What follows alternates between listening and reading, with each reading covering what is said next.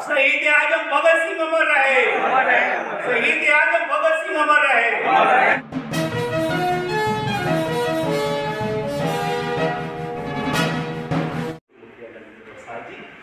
हमारे बीच में उपस्थित हैं इस कार्यक्रम को जो सबसे बड़ा आयोजन करने में महत्वपूर्ण भूमिका निभाए हैं और जिनकी हम लोग बिल्डिंग परिसर में हम लोग उपस्थित हैं और सामाजिक कार्यों में उनका हमेशा रुचि रहता है। एक कवि का रचना है कि सन 47 में गदर हुआ था इसी हिंद के बीच, सन 47 में गदर हुआ था इसी हिंद के बीच, जालियांवाले बाग के अंदर मरे अनोखे वीर, रक्त से भूमे सनी कांग्रेसियन की टोली जेल में चली।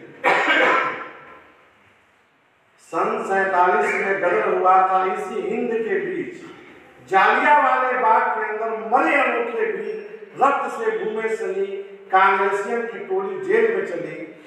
तो राजगुरु सुखदेव भगत सिंह मदन वीर मस्तान, राजगुरु सुखदेव भगत सिंह मदन वीर मस्तान, हंसते हंसते लक्ष्मीबाई दे दी अपनी जान।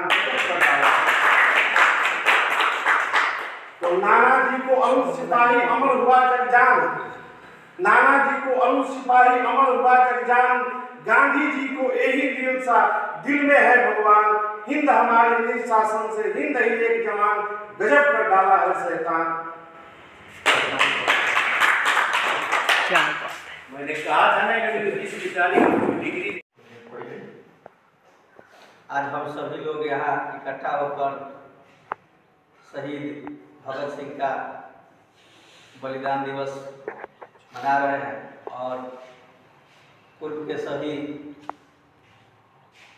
वक्ताओं और मेरे गुरु जी के द्वारा बताया गया कि जो भगत सिंह का सपना था वो लगता है कि सपना अब हम लोगों के बीच में अधूरा पड़ा हुआ है।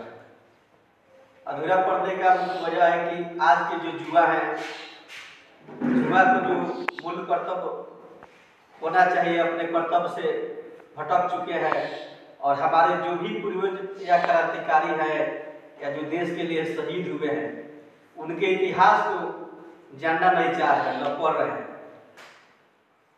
जो भी युवा है 2-4 साल की बातें और फेसबुक की बातें सुनकर समाज में नफरत फैलाते हैं, समाज को जोड़ते नहीं हैं और हमारा देश में तरह तरह की जो है भ्रामक बातें फैलाई जा रही है, जिसके चलते हमारा देश और भी गलत दिशा में जा रहा है। भगत सिंह जी यह नहीं सोचे होंगे कि जिस देश की आज़ादी के लिए हम हंसते हंसते फांसी पर चढ़ रहे हैं, आने वाले जो हमारे पूर्वज होंगे इस तरह के कायर होंगे। अपने फायदे के लिए समाज को और जाति भेदभाव में बांट रहे हैं और गलत दिशा में जा रहे हैं। समाज में जितने भी बुद्धिजीवी लोग हैं एक संगठन बनाकर इनके जो सोच था उस सोच को हम लोगों को समाज में स्थापित करना होगा, तब जाके हमारा देश विकास की तरफ बढ़ेगा और इनका सपना पूरा होगा। जैसे नवल किशोर जी के द्वारा बताया गया कि श्याम चौक में इनके नाम से पुस्तकालय खुला हुआ है। आपको हम बताना चाहते हैं कि अपने भी प्रखंड में हम लोग खोले हुए हैं। ग्राम चौरौआ में सरदार भगत सिंह के नाम से पुस्तकालय खुला हुआ है, जिसमें हम 26,000 रुपये के 3 अलमारी खरीद कर दिए थे। कहना नहीं चाहिए लेकिन आपको हम बता देना चाहते हैं कि मेरे पंचायत में भगत सिंह के नाम से पुस्तकालय भवन चलता है और वहाँ की ग्रामीण जनता के सहयोग से और हम लोगों के प्रयास से वहाँ बनाया गया है, जो चौरौआ सामुदायिक भवन में इनके नाम से अवस्थित है। और वहाँ के कुछ युवा वर्ग इनके विचार से सहमत थे और इकट्ठा होकर इनके सपने का इनका जो उद्देश्य था वो आगे कर रहे हैं। अब बात है कि प्रखंड स्तर पर हम लोग एकजुट होकर जो बुद्धिजीवी है, अनुभवी है, यहाँ एक टीम बनाकर अगर अच्छा खासा संख्या में इकट्ठा करके इनके सपने को अगर आगे बढ़ाते हैं तो बहुत अच्छा होगा। मैं ज़्यादा कुछ नहीं कहूँगा, जो भी वक्ताएं हैं इनके ही जीवनी पर प्रकाश डाले हैं, इसलिए हम बाकी बात छोड़ते हैं अपने वक्ता के लिए। जय हिंद, जय भारत। पूरे देश में हर परिवार शहीद आजम भगत सिंह के विचारों जैसा या विचार पे चलने वाले लोगों की जरूरत है, क्योंकि इसलिए कि कहीं न कहीं प्रारूप को बदल रहा है। आज देश और प्रदेश की जो स्थिति देख रहा है, तो कहीं न कहीं मनुवादी ताकत, समाजवादी ताकत, तो जो उनका एक सोच था, एक सपना था कि देश की समाजवादी व्यवस्था कायम हो, और उसके लिए उन्होंने सोचा, लड़ा, और यहाँ तक कि खुद ब खुद वो शहीद किए। तो आज जरूरत इस बात की है, तभी हमें लगता है कि सही श्रद्धांजलि इनके प्रति हमारी होगी, क्योंकि आज भी आप देख रहे हैं कि इस पूरी व्यवस्था कहीं न कहीं शोषण, अत्याचार, उत्पीड़न, तो इसके लिए और एक बेहतर देश की व्यवस्था हो, इसके लिए हमें चलने और करने की जरूरत है। जिस तरह हमारे गुरु जी ने कहा कि व्यवहारिक जीवन में उतारने की जरूरत है। तो मित्रों, यही मैं कहना चाहूँगा कि इस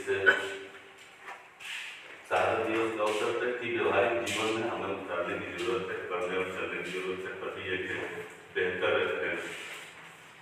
देश और प्रदेश का निर्माण हो सकता है। और यही करके मैं पुनः आप सभी धन्यवाद। मैं बता दूं सही से जानकारी, शहीद आजम भगत सिंह और राजगुरु सुखदेव की आज शहादत दिवस है। 23 मार्च है। आज ही के दिन लाहौर में शहीद आजम भगत सिंह, राजगुरु और सुखदेव को फांसी के फंदे पर चढ़ा दिया गया था। ये हमारे भारत देश के लिए बहुत ही बड़ा हानि, बहुत बड़ा दुखद का दिन और बहुत बड़ा लॉस, जिसको आज तक पूरा नहीं किया जा सकता। और भगत सिंह और राजगुरु सुखदेव जैसे महान क्रांतिकारी अगर जीवित होते आज़ादी के बाद, तो हमारा देश जो है विश्व का नंबर 1 देश, जिसको सोने की चिड़िया कहा जाता है, वो बनता। क्योंकि सारे महान क्रांतिकारियों में से देश के जितने भी महान क्रांतिकारी हैं, सभी के प्रति अपना हम लोग श्रद्धा सुमन ये जन सुरक्षा मंच की तरफ से जो है समर्पित करते हैं। लेकिन ये सब में जो बुद्धिजीवी और विद्वान क्रांतिकारी जिनको कहा जा सकता है, वो शहीद आजम भगत सिंह थे, जो चाहते थे कि भारत अगर आज़ाद हो तो इस भारत की जो सत्ता है, सत्ता जो व्यवस्था है, इस देश के मजदूरों और किसानों के हाथों में हो। इस देश को वही चलाएंगे, कौन? मजदूर और किसान। लेकिन फांसी पर चले जाने के बाद ऐसा नहीं हो सका।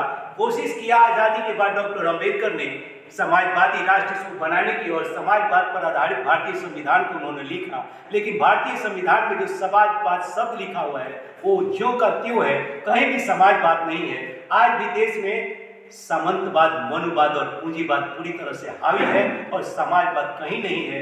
नेहरू की मिश्रित अर्थव्यवस्था भी अभी नहीं रही, और इससे पूरा क्या हाल हो सकता है इस भारत का। लेकिन भारत का सपना जो अधूरा है, उम्मीद की जाती है कि अगर भगत सिंह, राजगुरु सुखदेव जैसे महान क्रांतिकारियों की जयंती और शहादत दिवस पर अगर इस देश की जनता इकट्ठी हो और एक निर्णय ले, तो उम्मीद की जा सकती है कि भारत हमारा एक दिन जरूर बदलेगा। और ये हमारा भारत जो होगा, शहीद आजम भगत सिंह, राजगुरु सुखदेव का भारत होगा, और सम्राट अशोक का भारत होगा, डॉक्टर अम्बेडकर का भारत होगा। और ये एक दिन सोने का चिड़िया बनेगा, जहाँ पर हमारा देश समाजवाद, समानतावाद और समता मूलक समाज बनेगा। और एक न एक दिन भारत हमारा जो है विश्व का सिरमौर बनेगा। ऐसा आशा की जा सकती है कि आज शहीद आजम भगत सिंह और राजगुरु सुखदेव के शहादत दिवस पर हमारे देश के जो युवा है वो निर्णय लेंगे और भारत को एक न एक दिन जरूर बदलेंगे, ऐसी आशा करता हूँ।